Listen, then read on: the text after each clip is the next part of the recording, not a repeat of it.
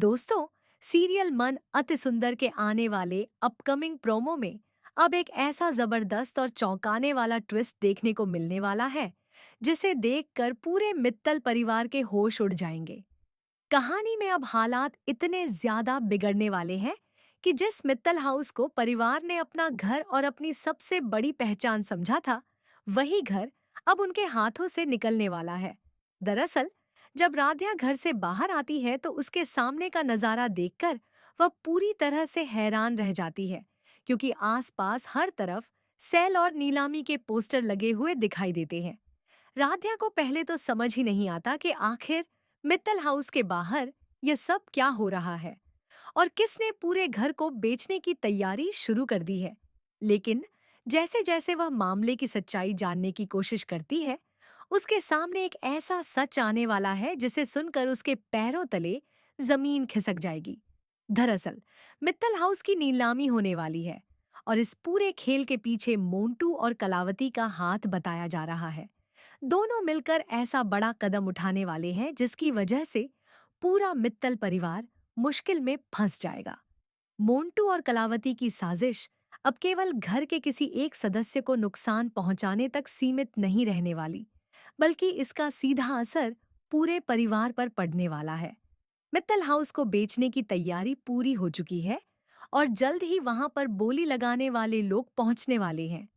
जैसे ही राध्या को इस बात की भनक लगती है, वह बिना समय गंवाए प्रथम और पूरे परिवार को इस बड़ी मुसीबत के बारे में बताने पहुंच जाती है। राध्या जब परिवार वालों को बताती है कि मित्तल हाउस की नीलामी होने वाली है और कुछ ही समय में यह घर उनसे छिन सकता है, तो सभी के होश उड़ जाते हैं। परिवार के किसी भी सदस्य को इस बात पर यकीन नहीं होता कि आखिर उनके अपने ही घर को इस तरह नीलाम करने की नौबत कैसे आ गई।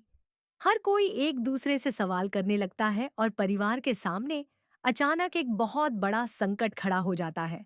खासकर प्रथम के लिए यह खबर किसी सदमे से कम नहीं होगी, क्योंकि मित्तल हाउस सिर्फ एक इमारत नहीं बल्कि पूरे परिवार की यादों, रिश्तों और भावनाओं से जुड़ा हुआ है। लेकिन अब हालात ऐसे बन चुके हैं कि परिवार के पास अपने घर को बचाने के लिए बहुत कम समय बचा है। राध्या भी इस पूरे मामले को समझने की कोशिश करती है और उसे अंदाजा हो जाता है कि इसके पीछे जरूर कोई बहुत बड़ी साजिश है। उसे पूरा शक होने लगता है कि मोंटू और कलावती ने जानबूझकर ऐसा खेल रचा है जिससे मित्तल परिवार को उनके ही घर से बेदखल किया जा सके। तभी कहानी में एक और बड़ा मोड़ आने वाला है, जब नीलामी की प्रक्रिया शुरू करने के लिए लोग मित्तल हाउस पहुंच जाएंगे।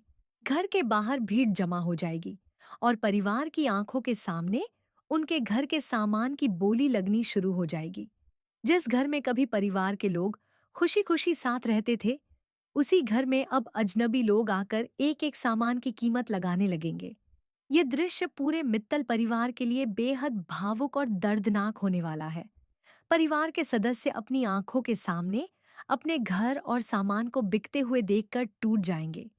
किसी को समझ नहीं आएगा कि इस मुसीबत से बाहर निकलने का रास्ता आखिर क्या है। राध्या भी पूरी ताकत से अपने परिवार को बचाने की कोशिश करेगी। वह हार मानने के लिए तैयार नहीं होगी और हर संभव रास्ता तलाश करेगी ताकि मित्तल हाउस की नीलामी को रोका जा सके। प्रथम भी राध्या का साथ देगा और दोनों मिलकर यह पता लगाने की कोशिश करेंगे कि आखिर मोंटू और कलावती ने ऐसा कौन सा खेल खेला है जिसके कारण पूरा परिवार अपने ही घर से बेघर होने की कगार पर पहुंच गया है। लेकिन दोस्तों, कहानी का असली ट्विस्ट तो उस समय सामने आएगा जब मित्तल हाउस की नीलामी को रोकने की तमाम कोशिशों के बावजूद हालात और ज्यादा बिगड़ते नजर आएंगे। ऐसा लगने वाला है कि अब मित्तल परिवार के हाथ से उनका घर पूरी तरह से निकल चुका है। नीलामी की प्रक्रिया आगे बढ़ेगी और लोग घर के सामान की बोली लगाते हुए नजर आएंगे।